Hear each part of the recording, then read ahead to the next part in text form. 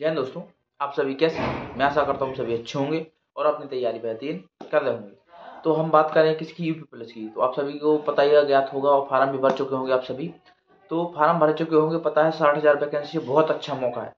क्योंकि अगर आप एसएससी जीडी की तैयारी करना, उससे बहुत अच्छा मौका है। एसएससी जीडी से अगर टर्न हो गया, आप यूपी प्लस पे आ गए तो बहुत बढ़िया है, बहुत अच्छा मौका मिल गया आपको। क्योंकि बहुत वैकेंसी है, अब तैयारी करना है, कम समय, एसएससी जीडी से भी कम समय मिला आपको। लगभग आज से 45 दिन ही बचे हैं लगभग। तो 45 दिन में हम क्या क्या पढ़ें, क्या कौन सी बुक से पढ़ें, कौन से ऑनलाइन कोर्स से पढ़ें, कहाँ से पढ़ें, इसके बारे में हम बात करेंगे। देखो, तो पहले हम बात करेंगे क्या क्या पढ़ना है आपको। आपको पता ही होगा कि 4 सब्जेक्ट आते हैं, math, reasoning, Hindi, GK GS आती है। ठीक है, 4 सब्जेक्ट में सबसे ज्यादा कौन कौन से पोर्शन आते हैं जिसमें हम स्कोरिंग भी कर पाए और अच्छे नंबर भी आ जाए। तो हम बात करें पहले रीजनिंग की। तो रीजनिंग के आपको पता होगा 55 क्वेश्चन आते हैं। रीजनिंग का पता ही है आपको, 55 क्वेश्चन आते हैं। 55 क्वेश्चन आते हैं जिसमें से आप बहुत अच्छा स्कोर कर भी सकते हैं। हिंदी के पता है 37 क्वेश्चन आते हैं, मैथ के 20 क्वेश्चन आते हैं और जीके जीएस के 38 क्वेश्चन आते हैं। तो आप स्कोर किस में कर सकते हैं? आप math, reasoning, Hindi, GK GS में स्कोर कर सकते हैं। तो जिसमें भी सबसे ज्यादा स्कोर आप रीजनिंग में कर सकते हो, हिंदी में भी कर सकते हो। क्योंकि बहुत सारे व्यक्तियों की मैथ अच्छी नहीं होती है, बहुत सारे व्यक्तियों की मैथ अच्छी भी होती है, कई सारे व्यक्तियों की नहीं होती है। तो आप स्कोर करने के लिए, आपको स्कोर करना है तो टारगेट किस पे करना होगा आपको? सबसे ज्यादा टारगेट है हिंदी और रीजनिंग पे करना होगा आपको। सबसे ज्यादा टारगेट हिंदी और रीजनिंग पे कर लिया तो आपका स्कोर अच्छा बन जाएगा।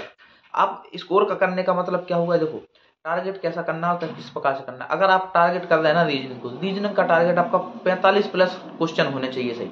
आपका टारगेट है कि 45 प्लस लाने ही लाने हैं। अगर आपके 45 प्लस सही हो गए तो आपको बहुत अच्छा स्कोर है। 45, देखो बता, गिना भी दिया आपको नंबर। अगर रीजनिंग में आपके 45 प्लस बन गए, अगर 45 ही बन गए तो कितने क्वेश्चन हो गए? 45। हिंदी में कितने क्वेश्चन बनाने हैं आपको, ये टारगेट रखना है आपको। हिंदी में 30 प्लस का टारगेट रखना है। अगर 30 ही बन गए तो कितने हो गए? 45 प्लस 30, 75 क्वेश्चन हो गए।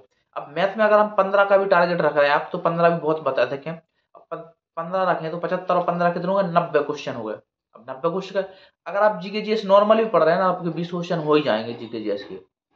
तो कितने हो गए? 90, 20, 110।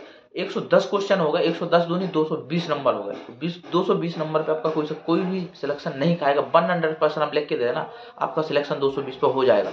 जनरल मेरिट की बात कर रहा हूँ। अगर ओबीसी, ईडब्ल्यूएस और एससी एसटी में आते हैं वो अलग बात है, महिलाएं अलग हैं।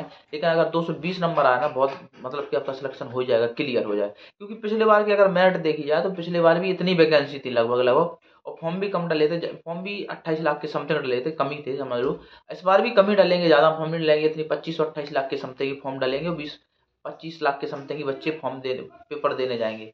20 से 25 के बीच में ही पेपर देने जाएंगे, ये जरूर ध्यान रखें। तो पिछले बार मेरिट कितनी गई थी? ज्यादा ज्यादा 187 पॉइंट कुछ गई थी फाइनल मेरिट, 187 पॉइंट। मैं क्या करूँगा, अगर एवरेज अगर 3 साल का रिलैक्सेशन मिला है तो अगर देखा जाए तो 220 नंबर ही बनने। 220 में से कट मट के आपके अगर 115, 215 है, 210 हो गए तो कोई भी सिलेक्शन नहीं खाएगा आपका, बल्कि 100% सिलेक्शन आपका हो ही जाएगा। अब एक चीज तो हमने बता दी कितना स्कोर करना है। तो कहाँ से पढ़ना है? ऑनलाइन कोर्स कहाँ से पढ़ें, ऑनलाइन क्लासें कहाँ से पढ़ें, किससे पढ़ें? फ्री में पढ़ें या ऑफलाइन पढ़ें या बुकों से पढ़ें? तो पहले हम बात करेंगे ऑनलाइन कोर्सों की। किस कोर्स से पढ़ना है? देखो, मैं बात करूँ, देखो, आपको अपने कोर्स ले रखा है तो बहुत अच्छी बात है, नहीं ले रखा है तो और अच्छी बात है। क्योंकि देखो, कोर्स ले रखा है तो ठीक बात है, नहीं ले रखा है तो भी बात है। देखो, हम क्या बात बताएं आपको, देखो सबसे बेस्ट पढ़ने की। जैसे आप टारगेट रख रहे हैं रीजनिंग को कर देना टारगेट, तो आप उसमें चैप्टर लिख लो और आप यूट्यूब पे सर्च कर लो। नहीं है कोर्स, अब है तो वो तो पढ़ेंगे आप वहां से, जिसके पास जिसका कोर्स है उससे पढ़ते रहिए, सिलेबस वाइज पढ़ते रहिए, कोई दिक्कत नहीं। लेकिन मान लो जिसके अपने कोर्स नहीं लिया, उसके लिए मैं बता रहा हूँ, तो आप जैसे रीजनिंग देख रहे हो उसके चैप्टर लिखो, यूट्यूब पे सर्च करो, पूरी वीडियो देखो उसकी। देखने के बाद आप पढ़ो उसको, दोबारा रिवाइज करो। ये हो गया आपका एक चैप्टर कंप्लीट। जरूरी नहीं एक ही चैनल से पढ़ो, बहुत सारे चैनल है, अलग अलग चैप्टर के लिए अलग अलग चैनल। क्योंकि बहुत सारे चैनलों पे कोई चैप्टर मिलेगा नहीं, दूसरे पे मिल जाएगा। तो जिस चैनल पे आपको जो भी चैप्टर मिल जाए वो पढ़ना है आपको, ये जरूर ध्यान रखें। ठीक है, ऐसी रीजनिंग का करना है, ऐसी हिंदी का करना है, ऐसे मैथ का करना है। अगर नहीं है, और जीके जीएस तो आप जहाँ से पढ़ रहे हैं पढ़ते ही रहिए। जीके जीएस भी ऑनलाइन मतलब कि आप पढ़ सकते हैं यूट्यूब पर। यूट्यूब पर इतना उपलब्ध है ना, बिना कोर्स लिए आप पढ़ सकते हैं, बिना कोर्स लिए और सिलेक्शन ले सकते हैं आप। दो चीजें हैं, ठीक है। अब हम बात करें कि बुकों की। तो मैंने दो कोर्स का तो बता दिया, कोर्स हो तो भी अच्छी बात है, नहीं है तो भी अच्छी बात है, और कहाँ से पढ़ना है वो भी बता दिया। चैनल तो कहीं भी पढ़िए, आपको जिस टीचर का समझ में आ रहा है उससे पढ़िए।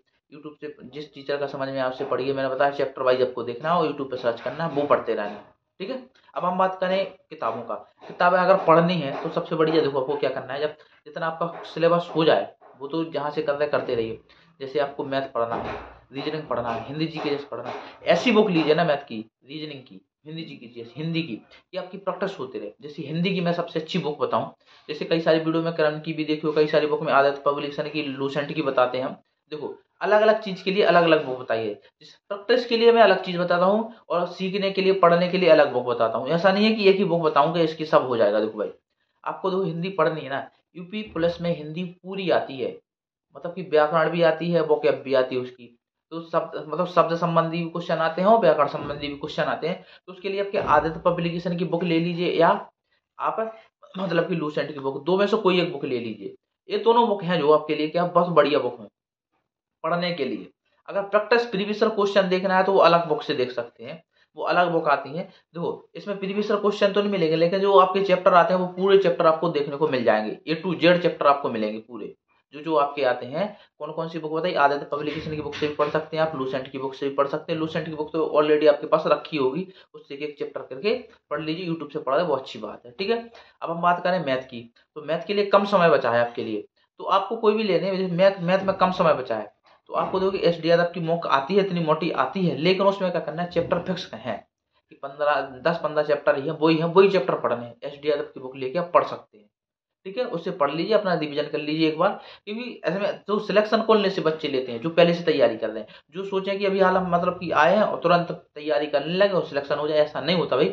जो पहले से तैयारी कर रहे हैं, दूसरे एग्जाम की तैयारी करते करते यूपी प्लस की आगे इसकी भी तैयारी कर ले, उनका सिलेक्शन होता है, क्योंकि उनका सिलेबस पहले से पढ़ा हुआ होता है, वो केवल रिविजन करते हैं बस, ये जरूर ध्यान रखें। ठीक है, अब हम बात करें जीके जीएस की, तो जीके जीएस के लिए भाई, इसके लिए जीके जीएस के लिए सबसे महत्वपूर्ण है कला और संस्कृति। ज्यादा पढ़िए, लूसेंट से पढ़ते रहिए तो भी बहुत है, अलग अलग किताबों पर मत जाइए जीके जीएस के लिए। इसके लिए लूसेंट से एक बार दो बार पढ़ लीजिए और कला संस्कृति पर ज्यादा ध्यान दीजिए, क्योंकि यूपी प्लस में कला संस्कृति ज्यादा पूछी जाती है और यूपी जीके के 5 6 क्वेश्चन आते हैं। जो व्यक्ति यूपी जी के लिए अलग से टाइम दे रहे हैं ज्यादा, उसको ज्यादा टाइम देके भाई मैथ रीजनिंग हिंदी पर टाइम देंगे ना, तो आपका सिलेक्शन जरूर हो जाएगा। क्योंकि मैथ रीजनिंग हिंदी का इतना ही वेटेज है कि जीके जीएस अगर कम भी आएंगे तो मैथ रीजनिंग हिंदी आपको ले जाएगी सिलेक्शन की ओर, ये जरूर ध्यान रखें। ठीक है, ये तो हो गया अलग बात। अब हम किस सब्जेक्ट को कितना टाइम दें, इसकी बात करें, हम बात करें तो किस सब्जेक्ट को कितना टाइम टाइम दें, इसके बारे में बात करें तो देखो शुरू में मैंने बता दिया था कि आपको किस सब्जेक्ट को मतलब कितना टारगेट करके रखना है। मैंने क्या बताया, सबसे ज्यादा टारगेट किसको करना है, आपको रीजनिंग को, हिंदी को और मैथ को करना है। इन तीनों सब्जेक्ट को सबसे ज्यादा टारगेट करना है। लेकिन हमें भी पता है कि आप लोग टारगेट किसको कर रहे होंगे सबसे ज्यादा, आप सबसे ज्यादा जीके जीएस को टारगेट कर रहे हो, हमें पता है। क्योंकि जीके जीएस के अंदर हिस्ट्री पढ़ोगे, पॉलिटी पढ़ोगे, जियोग्राफी पढ़ोगे, इकोनॉमी पढ़ोगे, साइंस पढ़ोगे, एक स्टैटिक जीके पढ़ोगे, तो अलग अलग के लिए आपको लगेगा कि बहुत सारा पढ़ रहे हैं हम, लेकिन उसका ये पोर्शन तो देखो, उसका पोर्शन 37 क्वेश्चन ही है केवल, इतने सारे सब्जेक्टों का। लेकिन इन 37 को हटा के, 38 को हटा के, शेष जितने भी क्वेश्चन है उनको देखो तो 3 ही सब्जेक्ट बचे हैं, ये जरूर ध्यान रखें। तो आपको सबसे ज्यादा टाइम किसको देना है, रीजनिंग को देना है, दूसरा मैथ को देना है, तीसरा हिंदी को देना है, ये जरूर ध्यान रखें। रीजनिंग, हिंदी, मैथ, इनको टाइम सबसे ज्यादा देना है। इनमें आपके क्वेश्चन सही होने लगे तो आपका सिलेक्शन बिल्कुल श्योर 101% है, ये जरूर ध्यान रखें। ठीक है, तो ये आपका सिलेक्शन की ओर ही ले जाएंगे, ये जरूर ध्यान रखें। सबसे ज्यादा आप जैसे दिन में मान लो 8 घंटे पढ़ रहे हैं, 8 घंटे में 2 घंटे 2 ढाई घंटे तो आपकी रीजनिंग की होने ही चाहिए, 2 घंटे तो 2 घंटे रीजनिंग करनी है, जरूर ध्यान रखें। 2 घंटे हिंदी पढ़नी है, अगर एवरेज बताऊं 8 घंटे पढ़ रहे हैं तो, और 2 घंटे हिंदी पढ़नी, जी मैथ पढ़नी है, इतने तो होना ही होना चाहिए। 2 घंटे आपको जीके जीएस के लिए समझ लिए। ऐसा नहीं, कई सारे बच्चे क्या करते हैं, हम भी पढ़ाते थे जब कोचिंग, तो ऐसे ही करते थे। सबसे ज्यादा बच्चे क्या करते थे कि जीके जीएस को जैसे 8 घंटे एवरेज पढ़ रहा है ना बच्चा, तो वो क्या करता था 6 घंटे जीके जीएस को दे देते, 2 घंटे अदर सब्जेक्ट को देते। वो भाई कभी सक्सेस नहीं हो सकता, मतलब सक्सेस का मतलब कभी पेपर नहीं, एग्जाम नहीं निकाल सकता था। क्यों? क्योंकि उसने जो सब्जेक्ट, जो स्कोरिंग सब्जेक्ट थे उसको समय ही नहीं दिया और जीके जीएस पे ध्यान देता रहा। तो कम समय है तो अब जीके जीएस पे ध्यान मत दीजिए, आप दीजिए रीजनिंग, हिंदी, मैथ पे ध्यान दीजिए। मैंने बुक भी बता दी किसको कितना टाइम दे दिया है, ये बता दिया। तो इतने अगर 45 दिन कर रहे हैं तो आपका आराम से सिलेक्शन हो जाएगा। अब हम बात करें किसकी, आगे की बात करें कि जैसे ये तो ठीक है, आपको प्रैक्टिस ईयर के मतलब प्रीवियस ईयर के क्वेश्चन कहाँ मिल जाएंगे, प्रीवियस ईयर क्वेश्चन भाई बहुत सारी बुक है, आप वहाँ पर जाके ले देख सकते हैं। कभी हम भी अगर हमारे पास बुक देखेंगे तो आपको टेलीग्राम ग्रुप पे जरूर वो प्रैक्टिस सेट मिलेंगे, वो सेंड कर देंगे, जरूर ध्यान रखें। ठीक है, एक और हम बड़ी अच्छी बात बताएं आपको कि आप 45 दिन बचे ना तो आपको मॉक टेस्ट लगाना बहुत जरूरी है। मॉक टेस्ट लगाना बहुत जरूरी है, तो मॉक टेस्ट भी लगाते रहिए, क्योंकि बिना मॉक टेस्ट के आप एग्जाम नहीं निकाल सकते। ये तो आपको पढ़ने की बात बता दें हमने इतना ऐसा पढ़ना है, लेकिन मॉक टेस्ट बगैर आप एग्जाम नहीं निकाल सकते। क्यों? क्योंकि जब आप मॉक टेस्ट लगाओगे ना तो आपका टाइम मैनेजमेंट होगा। टाइम मैनेज नहीं होगा तो कुछ नहीं कर सकते, क्योंकि 2 घंटे में आपको 150 क्वेश्चन करने हैं। जब यहाँ पर घर पर आप 2 घंटे में 150 क्वेश्चन नहीं लगा पाओगे, तो एग्जाम में 100% आप 1.5 घंटे 2 घंटे में 150 क्वेश्चन नहीं लगा सकते। यहाँ पर आप कोशिश करिए कि 1.5 घंटे में ही हम 150 क्वेश्चन कर लें। 90 मिनट में 150 क्वेश्चन करने की प्रैक्टिस करना है आपको, तब आप एग्जाम में अच्छे से अच्छे क्वेश्चन लगा सकते हैं, मतलब कि 150 क्वेश्चन 2 घंटे में कर लोगे। और दूसरी चीज, आप ऑनलाइन को लगाइए चाहे ऑफलाइन लगाइए, लेकिन प्रायोरिटी किसको सबसे ज्यादा देना है मॉक टेस्ट में? मॉक टेस्ट आप ऑफलाइन कोचिंग को ज्यादा प्रायोरिटी दीजिए, ऑफलाइन ज्यादा लगाइए। क्यों? क्योंकि आपका एग्जाम है ऑफलाइन ही होना है, ये जरूर ध्यान रखें। ऑफलाइन एग्जाम होना है आपका, तो प्रायोरिटी ऑफलाइन मॉक टेस्ट को ही दीजिए, ऑनलाइन को नहीं दीजिए।